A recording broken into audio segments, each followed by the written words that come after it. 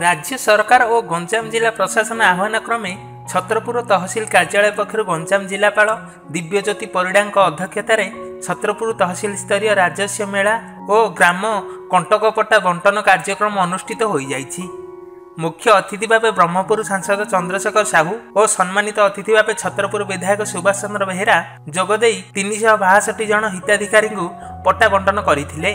अन्य मानक मध्य छत्रपुर उपजिलापाल देवदत्त महंत, छत्रपुर तहसीलदार दिव्या महांती, छत्रपुर बीडीओ सुशांत कुमार बराड़, छत्रपुर अतिरिक्त तहसीलदार स्मृति सुदर्शन साहू और मनोज प्रधान, छत्रपुर ब्लॉक अध्यक्षा किरण कुमारी दास, छत्रपुर एनएसी अध्यक्षा शर्मिष्ठा प्रधान, 19 नंबर जिला परिषद सभ्या रश्मिता नाहक, 20 नंबर जिला परिषद सभ्य एम धनंजय रेड्डी, 21 नंबर जिला परिषद सभ्या छबिता बेहेरा प्रमुख मंचासीन थिले। कार्यक्रम को कालीपल्ली राजस्व निरीक्षक स्वप्नेश्वर पाल संयोजना करथिबा बेले छत्रपुर तहसीलदार समस्त कार्यकारी और कर्मचारी सहयोग करथिले। गंजाम छत्रपुर सपन कुमार नाहक रिपोर्ट सत्यम टीवी।